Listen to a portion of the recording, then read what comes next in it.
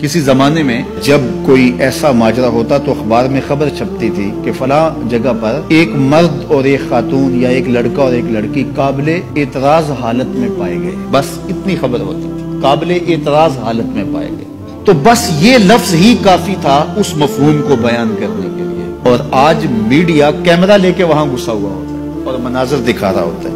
لفظ تو لفظ رہے، لفظوں میں بھی پردہ ہوتا تھا، لفظوں پر غلاف چڑھا کر کے وہ لفظ بیان کیا کرتے تھے. تو اب میڈیا گھسا ہوا ہوتا ہے، ایسے مناظر دکھا رہا ہوتا ہے، اور اس سے کیا ہوتا ہے کہ معاشرہ جو ہے وہ بے حیائی کی طرف بڑھتا چلا جاتا ہے. دور موجود کے اندر قوموں کو، معاشروں کو بے حیا بنانے کا سب سے بڑا کردار میڈیا نے ادا کیا ہے. الیکٹرانک میڈیا سے پھر آگے سوشل میڈیا نے اس کردار کو مزید زیادہ ادا کیا، اور اس کا نتیجہ کیا ہوا کہ وہ حیا کا جوہر جو مومن کی زندگی کا اجالا تھا، جو مومن کی زندگی کا نور تھا، آج وہ حیا باقی نہیں رہا. نہ آنکھوں میں حیا رہا، نہ خیالوں میں پاکیزگی رہی، نہ سوچوں میں نور رہا. تو یہ حیا کا نقصان ہو جانا کوئی چھوٹا نقصان نہیں، کیونکہ میرے حضور نے ارشاد فرمایا حیا اور ایمان جڑے ہوئے ہیں، جب حیا جاتا ہے تو ایمان بھی جاتا ہے. تو یہ اصطلاحات کہ جناب آنکھ کا پردہ ہوتا ہے اور دل کا پردہ ہوتا ہے، یہ ساری چیزیں مغرب کی طرف سے ہمارے اندر داخل کر دی گئی ہیں کہ اس قوم کو حیا کے جوہر سے خالی کر دیا جائے، کیونکہ وہ جانتے ہیں کہ ان کے رسول نے فرمایا ہے حیا اور ایمان لازم و ملزوم ہے، ان میں سے ایک رخصت ہوگا تو دوسری چیز بھی رخصت ہو جائے گی. تو یہ ان کو اگر کہا جائے کہ ایمان کو ترک کر دیا جائے تو یہ تو کبھی بھی نہیں کریں گے. تو لہٰذا طریقہ یہ ہے ان کو بے حیا کیا جائے.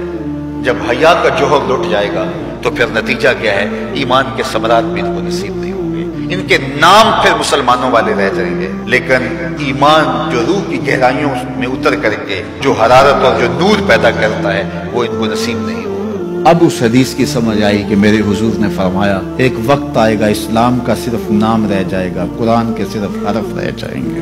اپنی اولادوں کو، اپنی نسلوں کو، اپنے آپ کو حیا کے دائرے میں رکھو. یہ بہت بڑی دولت ہے، یہ بہت بڑا سرمایہ ہے. اگر یہ لٹ گیا تو پھر کچھ بھی باقی نہیں. تو ہم مغرب کی نقالی میں اس کو ترقی نہ سمجھیں. اگر حیا باختگی، لباس مختصر بلکہ اتار دیا جانا تو برہنہ ہو جانا، یہ حیوانیت کی طرف سفر ہے. یہ کامیابی نہیں ہے، یہ عروج نہیں ہے، یہ فیشن اور ترقی نہیں ہے.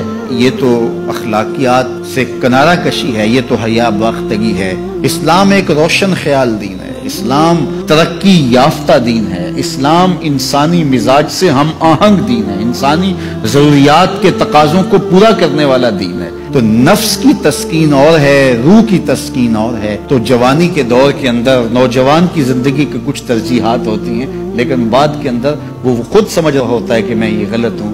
آج مغرب پریشان ہے کہ انہوں نے جوانی کے 4 ایام تو اپنی خواہشوں میں اسیر ہو کے گزار لیے، لیکن ان کے بڑھاپے کی تلخیوں کو آپ نہیں جانتے کیا ہے.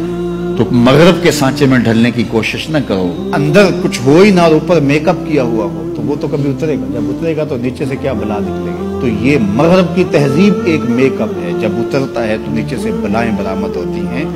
اور وہ بڑھاپے میں جا کے ان کی حالت دیکھو کہ وہ کتنی تلخ، عجیب اور پریشان کن زندگی گزار رہے ہیں. لیکن مومن کی زندگی میں بظاہر تلخیاں بھی ہوں، لیکن اس کا چہرہ روشن ہی آپ کو دکھائی دے گا اگر وہ اسلام کے دیے ہوئے اصولوں کے مطابق چلتا ہے. تو مشرق کو کبھی بھی مغرب کی نقالی نہیں کرنی چاہیے. مغرب تو اس مصیبت سے جان چھڑانا چاہتا ہے، لیکن ان کی معاشرت اس طرز کی بن گئی ہے کہ جان چھوٹنے نہیں پا رہی، اور جہاں سے وہ نکلنا چاہتا ہے وہاں سے ہم داخل کیوں ہونا چاہتے ہیں. تو میری بیٹی، میری بہن، تو مغرب کی بیٹی نہیں ہے، تو مشرق کی شہزادی ہے. تیرا برقع، تیری چادر، تیرا حجاب تیری آبرو کا پہرا ہے. جب تو سمٹتی ہے تو معاشرہ پھیلتا ہے. تیرا حیا ہی تیری زندگی کا تیور ہے اور یہی تیرا نور ہے. نوجوان کی آنکھوں کے شرم و حیا کے تلے عبادت کی لذت رکھی گئی ہے. اگر آپ چاہیں کہ عبادات میں لذت نصیب ہو، سجدے میں قرار نصیب ہو، اپنی نگاہوں کی حفاظت کر کے دیکھو. سجدے میں سرور آنا شروع ہو جائے گا، نمازوں میں لذت آنی شروع ہو جائے گی. تو اللہ ہمیں حیا کے جوہر سے مالا مال فرمائے. اس ویڈیو کو شیئر ضرور کیجئے، ہو سکتا ہے آپ کے ایک شیئر سے یہ بات کسی کے دل میں اتر جائے. جزاک اللہ.